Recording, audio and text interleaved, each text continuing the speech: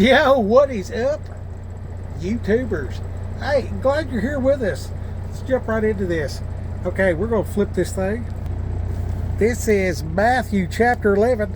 And it came to pass when Jesus finished commanding his 12 disciples that he departed from there to teach and to preach in their cities. And when John had heard in prison about the works of Christ, he sent two of his disciples and saying to him, "Are you the coming one, or do we look for another?" This John the Baptist, this guy washed feet. Well, did he wash feet? I don't know if he... No, he said, "I'm not worthy to loose your sandal." This is the guy that baptized Jesus.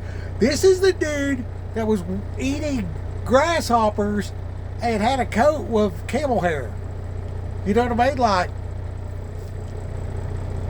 so this dude is in jail for preaching, and this is right before he gets his head cut off and everything like that, right?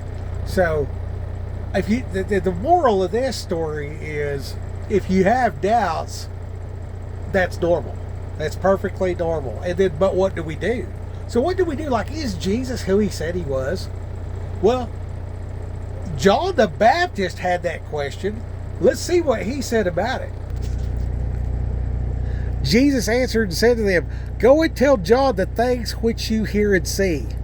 Quote, the blind see, the lame walk, the lepers are cleansed, the deaf hear, the dead are raised up, and the poor have the gospel preached to them.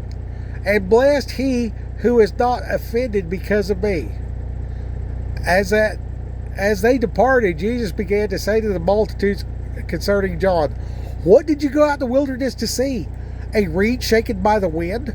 But what did you go out to see? A man clothed in soft garments? Indeed, those who wear soft clothing are in kings' houses. But what did you go out to see? A prophet. Yes, I say to you, and more than the prophet. For this is he of whom it is written, Behold, I send my messenger before your face, who will prepare your way before you. Assuredly I say to you, among those born of women, there has not risen one greater than John the Baptist. But he who is least in the kingdom of heaven is greater than he." So you see, there's a difference between being born and being born again. And from the days of John the Baptist until now, the kingdom of heaven suffers violence, and the violent take it by force. For all the prophets and the law prophesied until John. And if you are willing to receive it, he is Elijah who is to come. He who has ears, let him hear. All right, so like, don't be offended by that. Okay, like don't get all up in your feels about the difference between born and born again. Okay, like, are you part of the kingdom? You know what I mean? What the tax collector guy asked, he's like, "Do I go into the womb and be born again?" And he's like, "You must be born of the Spirit." That's also a circumcision of the heart. That's what Paul's talking about, where he's like, you don't have to cut off your Peter skin to be part of this deal. You have to have a circumcision of the heart, and be ye renewed in the inner man and raised to life. And what's your disciple? Disciple? Discipline. Okay, so this is all spiritual warfare. This whole thing right here. This whole thing right here. This is all spiritual warfare. Okay, so like the disciples were kind of like ninjas, and Jesus was like the samurai, right? So like most of the New Testament is it's talking about spiritual warfare, and that's preparing us for the end of times, where we need not just a form of religion but also power. And God works in the earth through the people.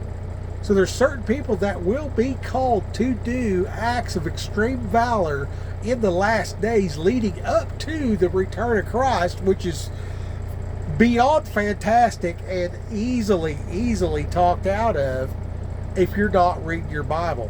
If I don't eat, if I just go on a fast for 11 years. I'm not going to be in fighting shape when Uncle Sam calls. Okay? I'll probably be dead. Okay? Like, who's going to not eat for 11 years? Okay? So, I understand, we went to vacation Bible school or whatever, or like we're dads now, maybe even grandpas, and like, I'm out here driving around. I'm like, hey, do you read your Bible? Well, Grandma did. Okay, yeah. Well, are you being fed like a baby bird, where like your grandpa's like regurgitating to you your food? Or are you like a little baby eagle in the nest? Like, I'm gonna go get my own steaks. You feel me? Like, the word, I need to gobble it up. I need to take it in. It is food. It is sustenance. In one place, they went to eat or get something to eat. They come back and they're like offering Jesus some food, and he says, "I have sustenance you do not know of." And he was talking about to do the will of God sustained his body. He was fully sustained in that he was walking in obediently carrying out the will set forth by the Father for him to complete. And he has a plan for you, and you can go get him as you walk in obedience in the supernatural. Is it super? Yeah, it's a big deal. It's fantastic. It's gooder than good, to say it, more eloquently with pomp and pizzazz. Is that pizzazzy enough? Anyway. He loves you, man. And before he created the earth with mankind, with Adam in mind. Like, that's why everything is the way it is. And it's a proving ground, and we go on to the new earth. Okay? So, like, all this is going to burn up. And it says, lay up treasure in heaven, not on earth, because where your treasure is, your mind will be also. And that sets you in a position to receive from God. So you read the Word, and as you're reading this, and you're taking it in, and you're growing, and then you're going out and you're doing stuff. So you're growing and doing it and doing it and growing and doing it and doing it and growing into Christ likeness. What did he do? Well, right here it says, the blind see, the lame walk, the lepers are cleansed, the deaf hear, the dead are raised up, and the poor have the gospel preached to them. If I got to pick from that list, I'm going to go with, let's talk to some poor people first and take a few baby steps. So the 5-minute ministry, it's preparation, it's reps and sets for the spiritual need for the upcoming struggle in ourself, our immediate family, our immediate matrimony, our immediate family, our bigger family, our county, our state, our nation, our world.